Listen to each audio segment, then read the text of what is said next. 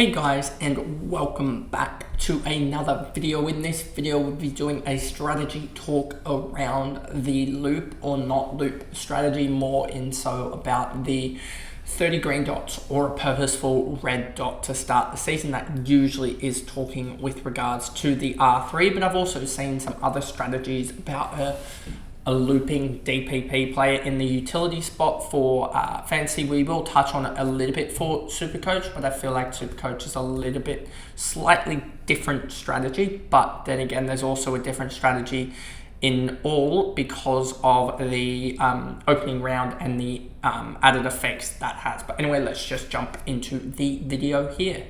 So as you can see here with the side here, currently it has Boyd at R3. That is the big discussion around Boyd. If we go to actually, and you'll see I was sort of making adjustments to the side here. But anyway, you can see with Boyd, he's the number one R3 out of all the guys there. You can see that across both platforms, 25%. And if we look at the this in terms of filtering down players I can afford here, 106, let's actually just extend that out a little bit. Let's get these right and get this down to 235k. It should show it a little bit better. But you can see Harry Boyd is in 47% of sides. Tom Sims is up there, Archer Reed, Charlie West, Darcy Fort for SuperCoach. So a lot of people just going with the two guys that are probably the best chance to play. And not so much in fantasy. There's a little bit more of a spread towards the St Kilda boys in Boyd and Heath, as they're the two sort of guys that have been touted to get games if Rowan Marshall misses, but Rowan Marshall is touted to get up. But having said that, what are the pros and cons of both strategies? I guess they sort of go hand in hand in general. So the 30 green dots, I bet I have to guess that DT Lemon's probably the biggest advocate for it in total, with his just ability year on year to get the best team value in the game, or up there in the top 5-10 quite easily. And so he likes to run with the would like to run with the R3 actually playing. And I know that I did it a couple of years ago with Samson Ryan. And if we look at Footy Wire for Samson Ryan, if we go to Footy Wire, we go to, how's the best way to get it? Player ranks. And then we go to Ryan here. Luke Ryan. Let's just get the way down to him. There we go. Samson Ryan here is probably going to be the best way to do it. And then you'll see exactly what I was talking about with 2023. So Samson Ryan started round one in 2023 at 200k and did not play, but then somehow came in and played round 2, which got him a 57, and he was up 25k.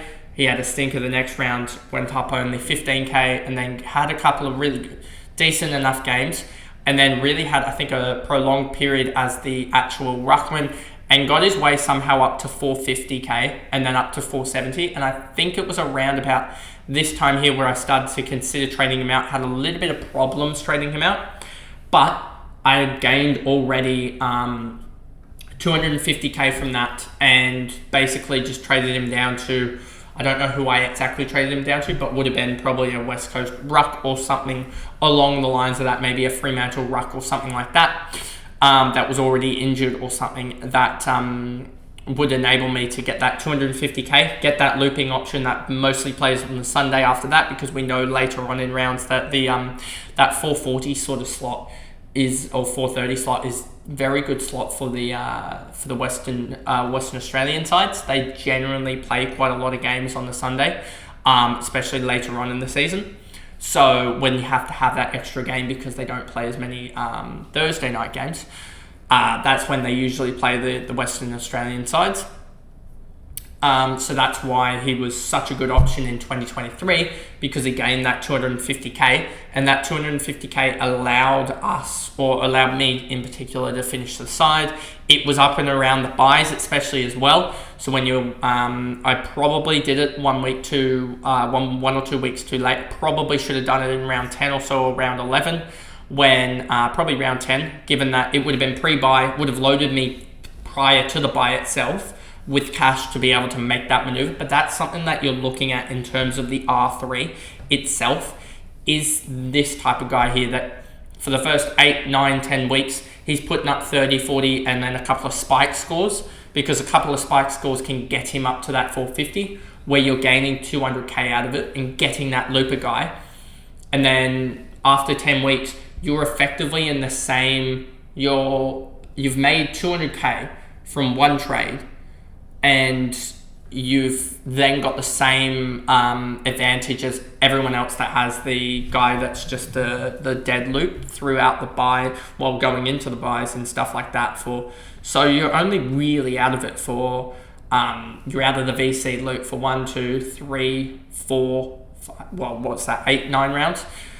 That's the old theory. That was 2023 was the last season that theory almost was there and thereabouts with regards to that. So in 2025, as we know, the early buys. Now, if you look at this side currently, you'll see round 2, Leak and also Cornerstone currently in the side because they look really good, and we'll see how they front up. But I'm genuinely looking at a rookie from the round 2 because they'll get the double jump. And if they're already maxing out their cash, then they can go. But that's very, very unlikely that they'll do that. But also it presents the double jump early to get some cash gen, and also presents an opportunity for them to sit on the buy with their buy and be an ability to loop and to get access to 7 guys on each line. If I can get the best score out of Caden Cleary and Kako, if we look at that, because you'll be able to do that anyway, but if we look at round 2, you got Kako on Saturday, and then you got Cleary in the last game of the weekend, the Freo game there. If you look at that, you emergency Kako, if you like Kako's score and you think, oh yeah, he's got an 80, 90 or 100, then loop him on. If he doesn't, then you play Caden Cleary, and you can do the same with Bo Allen and Toby Travalia there, if you look at that as well. If I'm right in saying that, Bo Allen, West Coast Eagles, and Toby Travalia, the St Kilda Saints. You can do that because the Saturday, Sunday. And then all you need is one of the 2 emergencies to score well enough to count. And then, well, you almost take, if you had a VC, etc., captaincy, etc. But that's how you create that loop. And that almost, that happens without actually having to have a designated red dot. In round 3, it's a lot easier. Ashcroft, Nevitt, DeConing, Mills, and Bailey Smith and Caden Cleary. So 6 on round 3 is a little bit much. So there may be a maneuver to get 1 less or something on the round 3, or maybe move out a Caden Cleary by that time to another guy that's had 1 less price cycle jump or something of that regard. Maybe even look at some of the GWS guys that are coming back from that 2-game suspension. If there's a couple of rookies in there, rookie price guys, could look at something like that, or move out maybe in Nevitt by then or something like that, as he could potentially have done enough cash then by then. So that's sort of round 3, and then round 4, Will Day and Kako or someone of that regard could be used to get that loop in there. So that's that with opening round. You can still, as I just said there's 1, 2, and 3. So rounds 2, 3, and 4, you're going to get the looper there if you get 1 guy in your side and you hold that guy, etc. So if we look back at this, so round 1, round 5, round 6, round 7, round 8, round 9, I'm pretty sure that's 6. 6 rounds where you're going to have no looper there, and you're going to, at least, probably. But you could also have an injury there that you hold, etc., or you trade into one maybe already or something like that if your R3 is playing. But by that point, you have potentially 6 rounds if this guy holds until round 10, which was the case in 2023. So you have 6 rounds where you have no VC loop, which is kind of unlikely because you're probably going to have an injury here, maybe a suspension there or something like that, like a 1-week injury to a star player that you may not want to trade out or something like that, waste a trade on it, so you can just use them as a VC loop or whatever. So you may end up with 4 out of 10, 40% of the time, having a VC loop not optional for you if you do go down the 30 green dot scenarios. So is say a 30 green, 30 greens better, and that 200k in a trade. So you're basically wagering up 200k in a trade, and four captaincy scores versus, and those captaincy scores are rounds 5, 6, 7, 8, 9. So if we go to round 1, who do North Melbourne play, or who do Richmond play in round 1? Richmond play Carlton. Carlton, you probably don't have a guy on. Who do North Melbourne play? They play the Bulldogs, but you have the Cherry captaincy, I feel like, at that point. Or you have the Bontempelli captaincy at that point. So you got one of these two that I feel confident in a captaincy.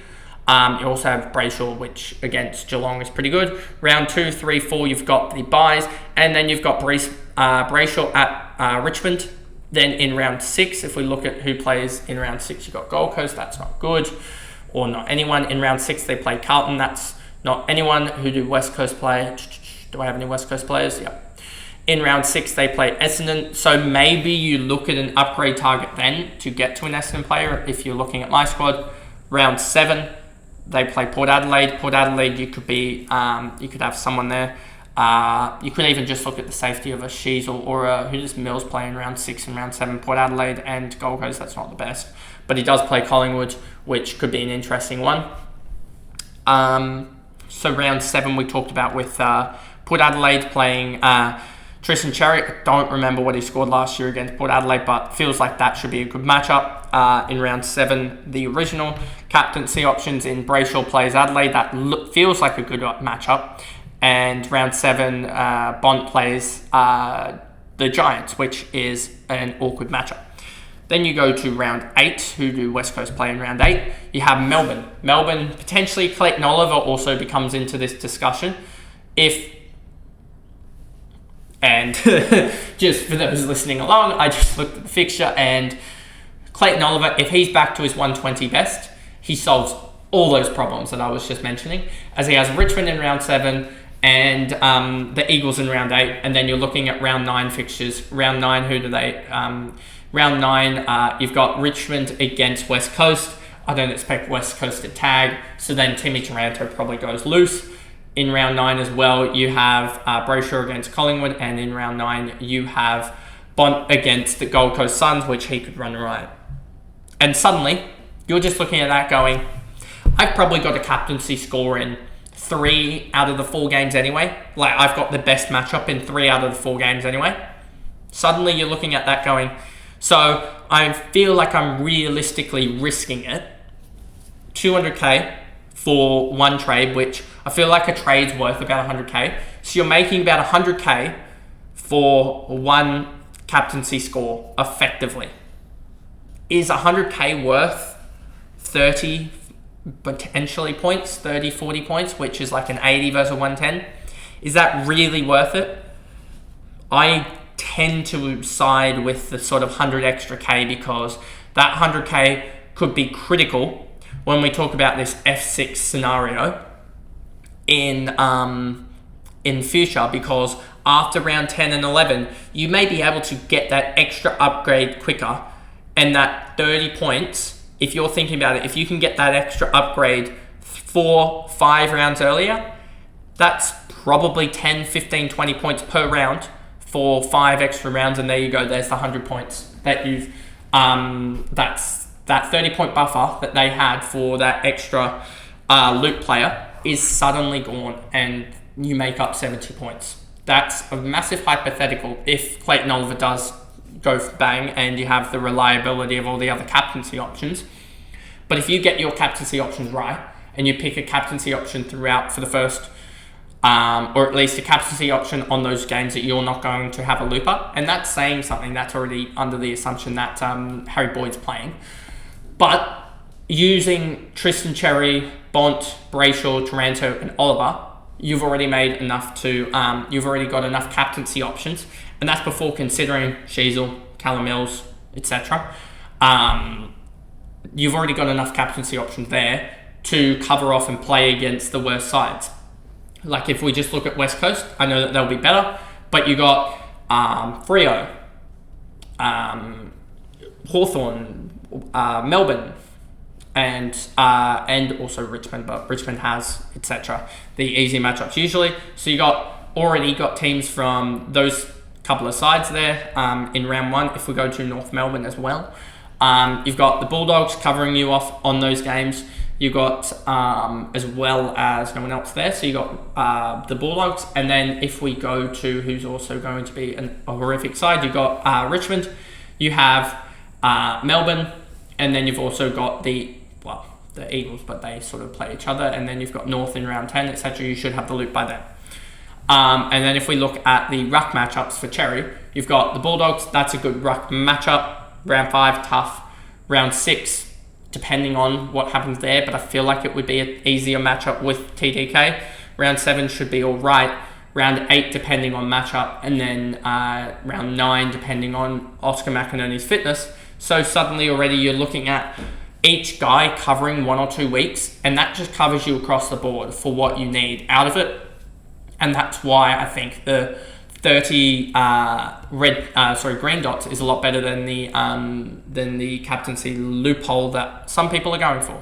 If we go to team selected by, you'll see Livingston, don't expect him to play. I think Harry Barnett's already injured. And then you've got Archer Reed, who's actually performing all right. So Archer Reed may actually become a green dot, depending on teams. But Harry Boyd is the obvious one at the moment. So recapping I sort of explained the red dot strategy in itself, but the red dot strategy would allow you to have, if we look down, I think this will be the easiest way to show it. So the red dot strategy would allow you to potentially VC a Carlton player. Say you had Doherty, or say you had someone like that, or say you had a Tom De Koning if he was to be a singular ruck. Say you had a Will Day potentially against Essendon. You wanted to VC that, or even an Andy Brayshaw. You do that, and then you just then you have the ability to loop that in case you get a really good score like a 120 or a 115. You loop that, and then you don't have to worry about the captaincy in the Western Bulldogs North Melbourne game, which is probably where most people will go to in round 2. You get the loop option round 3, you get the loop option round 4, you get the loop option through the buys. Then we get to round 5, and you have probably a juicy matchup for like a Jordan Dawson or something like that, or you get the what's probably going to be maybe a Harry Sheasel against Gold Coast. That's probably a good option, or potentially a Carlton player. Maybe you have, I don't know, a Doherty or something like that against West Coast, and then you loop that before you get the Freo versus Richmond game, which Andy Brayshaw is going to go like 120, 130 against, I would suspect. Or maybe you loop into the St Kilda game with the Sinclair or something. Then in round 6, you have North Melbourne Carlton. That should be really good for Carlton. And then you also have Essendon. So if you had the like a Zach Merritt or someone like that, maybe that's the strategy there before you loop into maybe a Gold Coast or or probably a Bont or someone like that, or potentially a Hawthorn player, because they have those two matchups there. But that's sort of the strategy there, is that you're already starting to look at guys. Maybe you loop a Clayton Oliver because he plays the first game of the round into maybe someone like a Will Day or something like that, more speculative captain. Or you look at the potential, where's the North Melbourne versus Port Adelaide? That's an all right matchup there for the rucks, I feel like. But that's sort of the strategy there in terms of the 30 green dots versus red dot strategy. And that's the video there on the strategy talk around that. If you guys did enjoy that, remember to like and subscribe, turn the notification bell on so you know when I upload. If you are listening on Spotify, give me a follow and a rating over there, and I will see you guys in the next video. Bye guys.